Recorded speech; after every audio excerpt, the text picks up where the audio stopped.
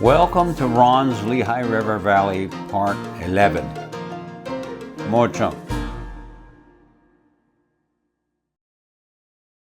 We are flying over Flagstaff Park at Jim Thorpe from an aerial I took in 1979. Looking north, it shows the Lehigh River and the little town of Jim Thorpe, once known as Mauch Chunk, till the name was changed in 1954. It's the seat of Carbon County, and it fell on hard times with the decline of coal traffic after World War II. Something had to be done. Enter Jim Thorpe. James Francis Thorpe was a Native American Indian from the Sac and Fox Nation of Oklahoma. He had participated in the summer 1912 Olympics and won gold medals.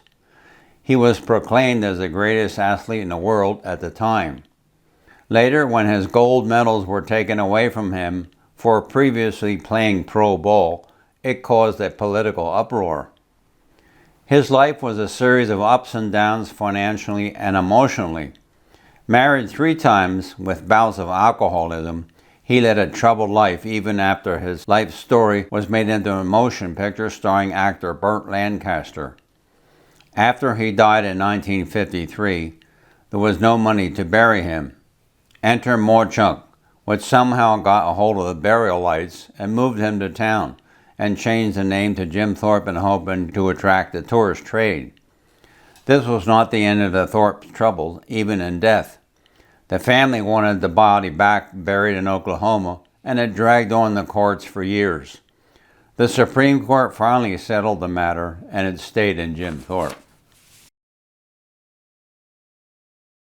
A view from Flagstaff Park showing the westbound Lehigh Valley train in 1973 around Bear Mountain. This was the sharpest curve on the entire line, and you could hear the wheels squealing even at this distance. The Lehigh Valley Bridge from Flagstaff Park.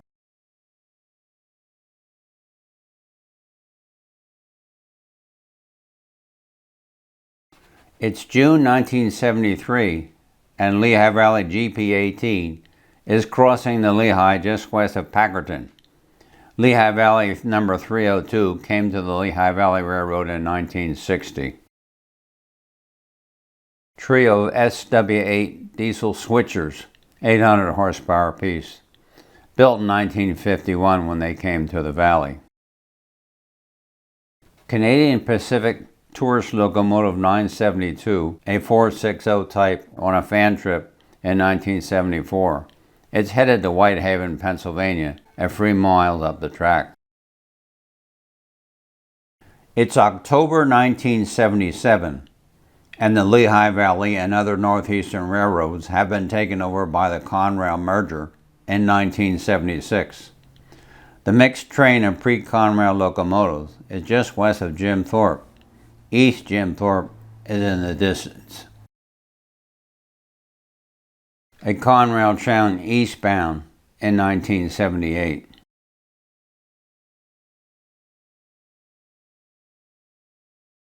Back up at Flagstaff Park overlooking Jim Thorpe, trolley service was frequent at the turn of the century. The grounds were very well kept. Over the years, it had quite a few owners, including a religious group which gave it a bad name for a while.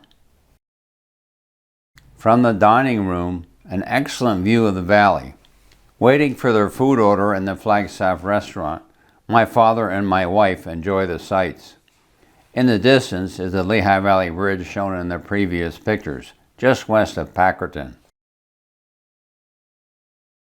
The early Lehigh Valley Station, at the base of Bear Mountain, around 1890. Locomotive 26, a 460 freight locomotive named Mauch Chunk, built by Mason Locomotive Works in 1860. It was rebuilt at Southeastern in 1872 and was scrapped by 1905. Lehigh Valley Locomotive number 72, a 460 type on Bear Mountain curve. Baldwin Locomotive Works of Philadelphia built it in 1865. It was scrapped by 1884. It carried the name Montana. A look at Bear Mountain structures about 1900.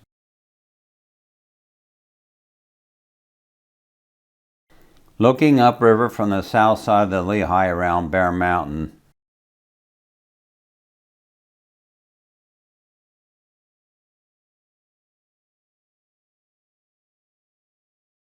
the flag flown over the river was once advertised as the country's largest. This station about 1900. A fourth track has been added. The model railroad station with 3 tracks and no platforms. All track was nickel-silver rail. Each tie was cut especially for the railroad, with 2 plates and 4 spikes in each one.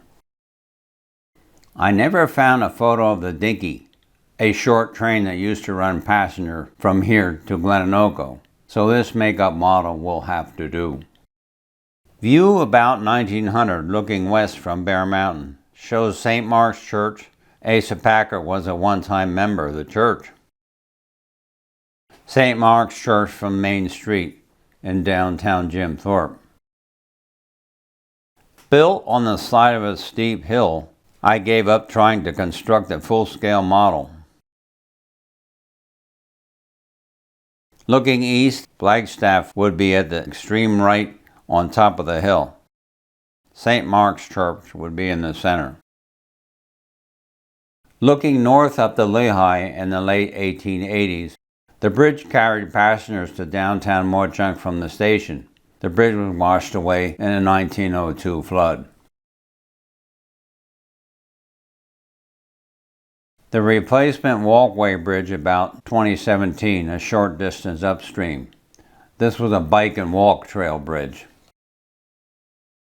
A closer view of the replacement bridge looking to downtown Jim Thorpe. Slightly upstream about 1920, a heavier bridge for wagon and auto traffic stood till recently. The new 1903 Lehigh Valley Station is at the extreme right. Looking downriver past the station about 1900.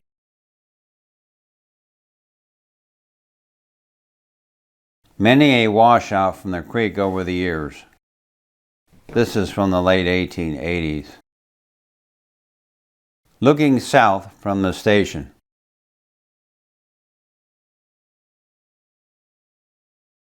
More damage from spring floods. Note the photographer down by the river. I would like to see a train run over that track. The Central Hotel next to the passenger station.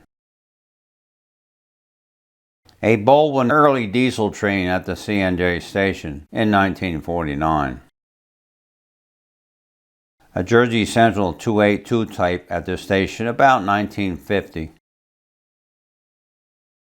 The Jersey Central freight station stood next to the passenger station in this Kodachrome shot I took in 1962. It was demolished around 1967.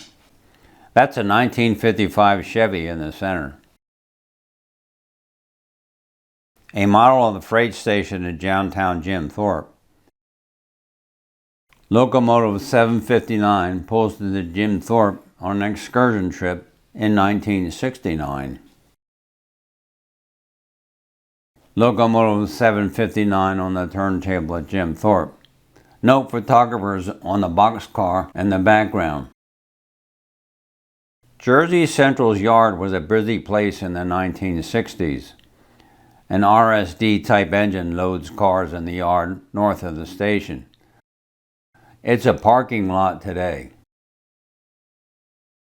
Morristown and Erie excursion train at the station. These are American Locomotive Company designed locomotives. The year here in the picture is 1984. A Morristown and Erie excursion train in October 1985, next to 1554, painted in the original scheme by the Anthracite Historical Society. Anthracite Society-owned locomotives painted in their original colors near the station in May 2004. They are now repainted in Lackawanna Railroad colors at Scranton, Pennsylvania. Reading and Northern, Engine 425, departing Jim Thorpe Station on July 4, 2009.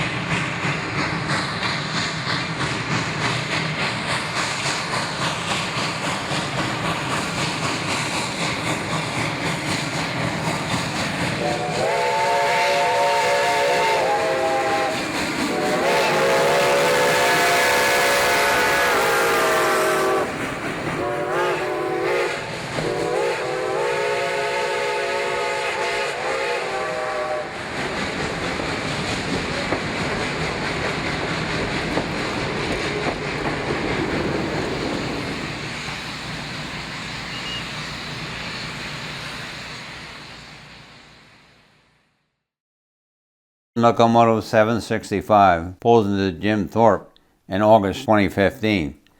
765 is a sister engine to 759, which made trips to Jim Thorpe years earlier. The O-scale model of the Jim Thorpe station is almost a duplicate of the CNJ station in eastern Pennsylvania. Built in the late 1880s, it's the centerpiece of the town. This is the Jersey Central station that once stood at Easton and was destroyed by an arson fire in 1975. A photo of the interior of the CNJ station at Jim Thorpe, some of the models I once had on display here. A close-up view shows model of the Central New Jersey station at Easton and Bethlehem, plus the Juanita Hotel in Glen back on the back shelf. The model with the prototype. This photo was taken in 1990, shows changes since. The chimney was higher and a new roof was put on. Years ago, the station was on the demolition list, but some far-seeing person with influence saved it. The station was Central New Jersey Camelback.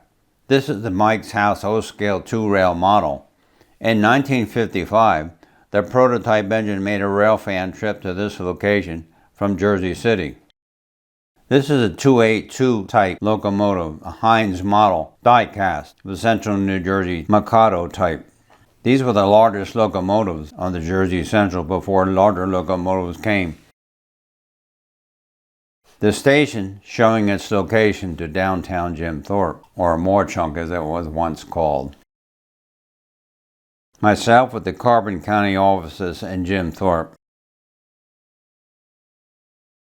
The Sunrise Diner in downtown Jim Thorpe was up for sale in this April 2006 newspaper article. The diner after closing in 2006. I had many a breakfast here on photo trips to Jim Thorpe. The diner location after sale and removal in 2010. Lehigh Coal and Navigation Building. This was formerly the Lehigh Valley Railroad offices. Note the name on the building. The model at Center Square, Jim Thorpe. Note the Lehigh Valley sign. The navigation building and model. Note the absence of sign on the building. This photo was from 1981. The Lehigh Coal and Navigation Building was a Lehigh Valley offices in 1890. Note the sign and crow's nest and ball signal inside the building. The ball signal was raised and lowered according to trains coming through. Looks like construction is just about done. The Lehigh Valley Black Diamond Express at the Lehigh Valley Station across the river from the Central New Jersey Station. This station was built about 1902, after the earlier station was washed out in a flood. Before the station was built, a roundhouse occupied the site. Note passenger cars and the early bridge. Eastbound train at the station. Train is headed by an oddball locomotive, a Camelback Pacific type. Waiting passenger trains at the Lehigh Valley Station in Mauch Chunk sometime in the 1920s. Gas-powered rail car about 1930. Note the sign on the station, Mauch Chunk. The station looking downriver. Note the bay window on the backside, away from the tracks. Passenger trains were long and often required pushers to get over the mountains west of Mauch Chunk. When diesels came in the 1950s, pushers were not needed. Now that's a long passenger train. The Black Diamond stopped running in 1959. A Kodachrome slide from the 1950s shows the bricks painted yellow and devoid of passengers. The station with low sunlight. This looks like a late 50s or even an early 1960s photograph, practically bare around the station. Diesel-powered train westbound at the station. These are central locomotive work kits, bronze noses and brass bodies. The color of the station is a mystery. An old-timer told me once it was red brick, but in the 50s it was yellow brick. The station was burned down in a fire drill in 1963, shortly after passenger service was given up. This is a steam model train at the station. Could be any time in the 1930s or 40s. Note the early station in the background. Both stations did not exist concurrently. The earlier station was torn down after the 1902 flood. Myself and the passenger station. In 1969, a steam-powered fan trip passed through the area from Bethlehem, PA to Coxton Junction and returned, powered by a 280 Quakertown and Eastern steam engine. The trip was sponsored by the Black Diamond Society of Mile Engineers of Easton, Pennsylvania. Here is that train approaching Bear Mountain Curve. Here is that locomotive on an excursion on the Lehigh and Hudson Railroad near Belvedere, New Jersey.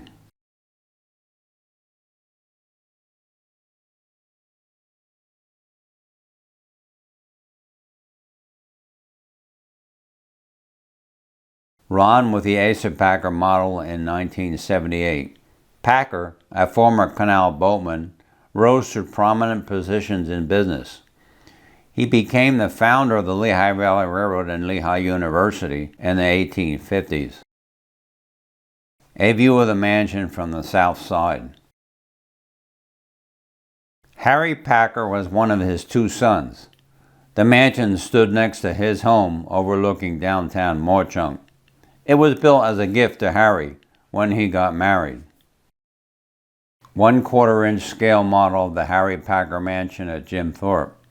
Asa Packer's sons only lasted a few years after his death in 1879. This Victorian home was said to belong to a prominent judge or physician. It does not show in 20th century photographs. It was located below and east of the Packer mansion. This is the model on the table station where I build my models. Color is always a problem in long vanished buildings. So are photographs of the doors, windows, what was on the back or the side. It's a guess at best. This photo from the 1880s shows it below the Packer mansions. Note the carriage house to the right of the Harry Packer mansion. Also note the switchback station on the hill behind the mansions.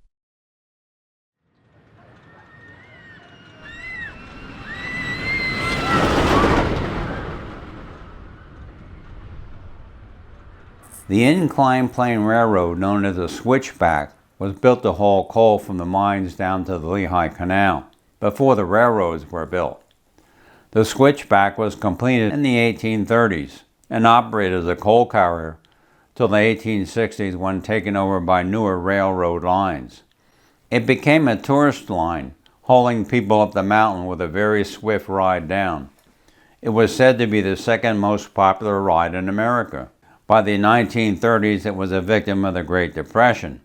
It was sold to a scrap dealer for about $18,000, all 18 miles of it. Some of the metal ended up in Japan by the late 1930s. The switchback station, about 1920. The first of two inclined planes. Another view of the plane showing the extended track. A large steam engine, stationary, was located at the top. A view near the top with an ascending car. That's Jim Thorpe down in the background, which of course was Mauch Chunk at the time the picture was taken. Over the top of the plane to the first engine house. This is the carriages at the top of the plane waiting to take people to their hotels or eating houses. Poised for photos at the top of the plane. A mighty popular ride this thing was. Hotels were available at Summit Hill. Another view at Summit Hill where meals could be taken. A bridge near the second plane. This is on a downward trip, probably moving at about 40 miles an hour. A view for the backtrack down to Mauch Chunk.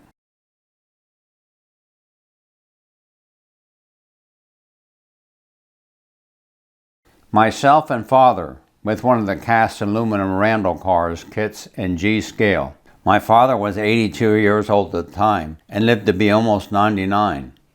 Things learned after 99 years that fell on deaf, arrogant young ears. A problem for every generation. History, it's about where you came from. History, it's about where you will go. History, it's a record of excesses, good and bad. You live life every day with a little respect for that day, because one of these days you won't be here to enjoy it. In our next series, Part 12, we'll be looking at the Lehigh Gorge and its scenery.